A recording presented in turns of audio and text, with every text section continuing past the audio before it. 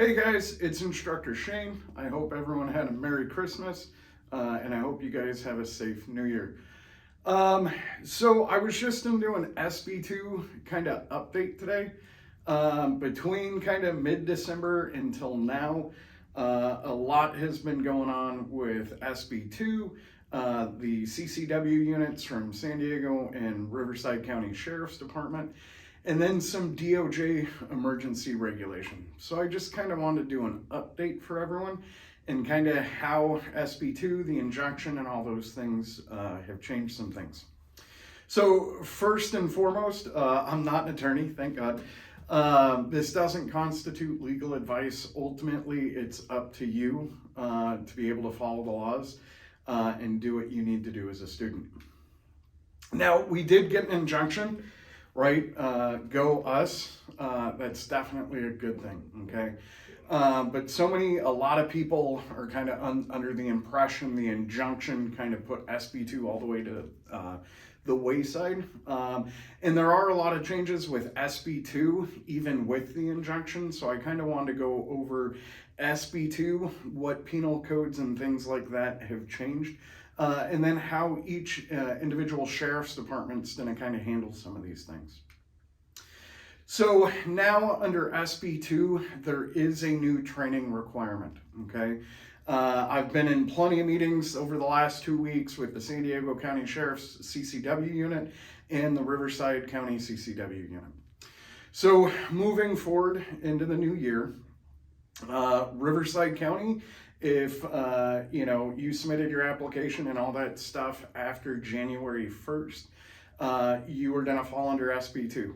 Where if you are a new CCW permit holder, you will fall under the 16-hour training requirement and 8 hours for a renewal. Now, San Diego County and Riverside differ, two different departments, two different legal departments. Now, in Riverside County, it's about a 3 to 4 week process to get a CCW permit. In San Diego County, it's about 9 months to a year.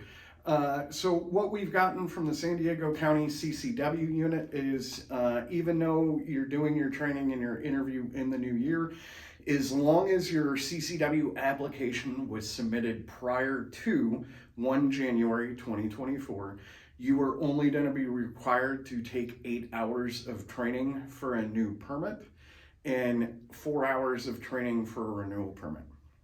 Okay, now renewals, you can only do your renewal training within 90 days.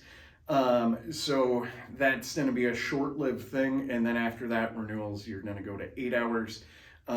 New permit holders, once you've applied after January 1st, 2024, then you will have to take the 6-hour training requirement. Now, marriage and property, right? So we can all agree out there is what's yours is also your wife's, and what's your wife's is also your wife's, right? So in Riverside County, they used to let spouses or domestic partners share a gun on permits because it's communal property.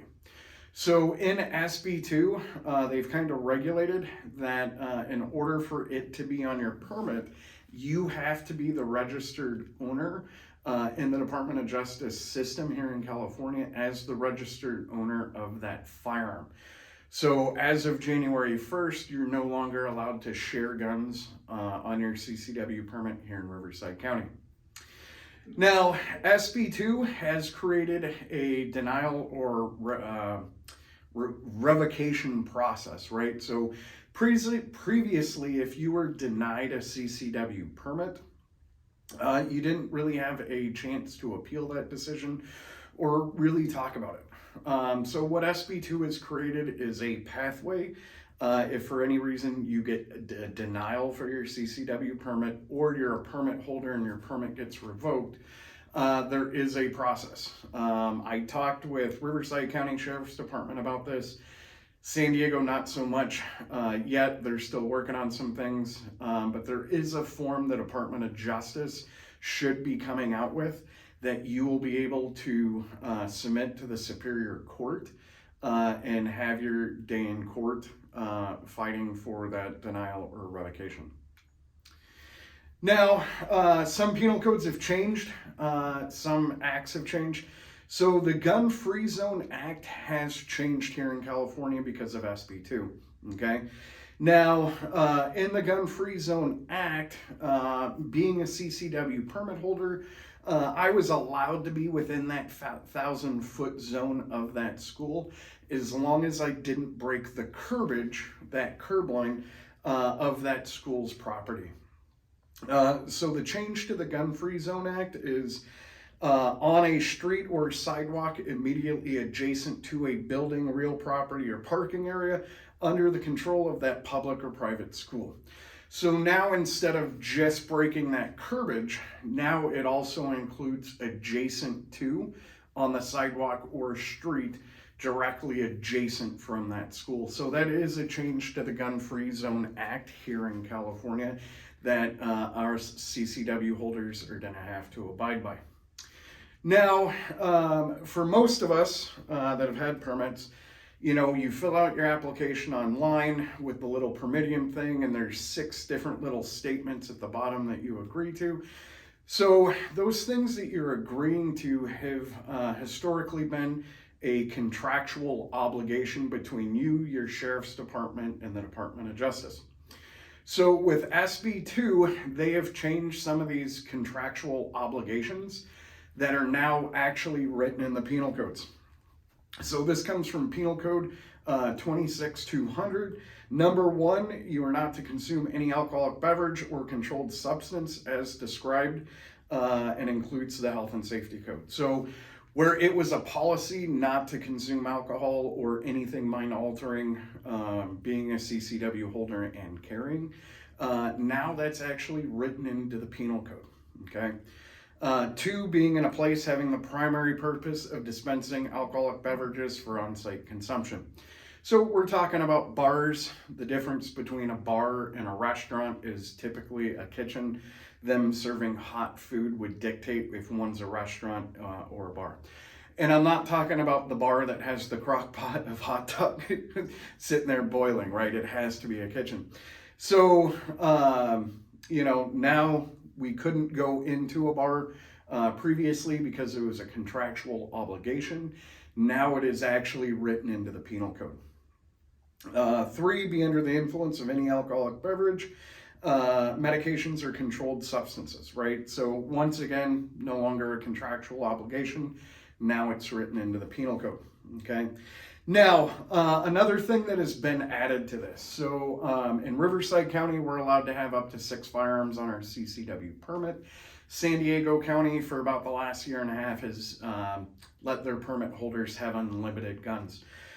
So now a licensee authorized to carry a firearm pursuant to this chapter shall not carry more than 2 firearms under the licensee's control at one time. So I know a lot of us, you know, would put 6 guns on a permit, 8 guns on a permit, or whatnot, depending on our county requirements, just to kind of get out of that lock container requirement, right? I'm going to the range, I can throw 4 guns that are on my CCW permit in my backpack and just take them to the range, not worrying about locking them up or anything. So in this penal code, it has changed where you can only be in possession or carrying 2 of the firearms listed on your permit. If for any reason you're carrying any other firearm on your permit more than 2, they would have to be properly transported as if they weren't on your permit in a locked container. Now, limited carry areas have changed somewhat. So instead of just going over the changes, I'm just going to go over the whole kit and caboodle of the penal code. We cannot carry on or at a building or real property of any preschool or child care facility. Buildings of the executive or legislative branch of state government, any court buildings or any court proceeding buildings, buildings that are used by local government, and that's something that is used on a daily basis. If it's something used for 1 day a month, it probably wouldn't be considered a building or real property of that government. Correctional facility, whether it's adult or juvenile, law enforcement agencies, polling places, or voting centers. Now, here's the interesting thing where we get into kind of some differences. So previous to SB2, I could drive down to San Diego Airport, Ontario Airport, concealed carrying with a permit, and I could park my car, get out, go into baggage claim, and wait for whoever I'm picking up. So this has definitely changed, where now if you are going to the airport or a passenger vessel terminal, which would be like a cruise line, things like that, previously, as long as you didn't go through a sterile area or TSA checkpoint, you were perfectly fine. But now we can't carry in a building or real property of that airport or that passenger vessel terminal. Also, when we get into colleges, right? So this has changed and has added private colleges. So previous in the state of California, any state college, community college, anything like that, you couldn't carry on the property. It's the state's, but private colleges could kind of make their own determination on this. Now this has included private colleges now fall under you can't carry at any college, whether public or private. Now, exemptions on the transportation stuff, just like always, if you are flying and want to take a gun with you, it needs to be unloaded in a hard block case that's TSA approved. And so all that stuff, for the exception of traveling with a firearm, stays the same of how we have to do it under federal law. So guys, this is your update for SB2 and kind of moving forward into 2024. And I'm sure things are going to change even further. I know that the Department of Justice is planning on releasing another emergency regulation, I think January 3rd. So we'll kind of see how this plays out. We'll see how the legal battle with SB2 kind of ping-pongs up and down the court system. And none of this is finite, right? This is just where we're at today with some of the legal battles, some of the guidance we've gotten from the different sheriff's departments and their own legal departments. So as this progresses, I will just keep giving you guys updates so that way you are better informed, because when you learn the laws, you can win the fight. Have a great day, guys.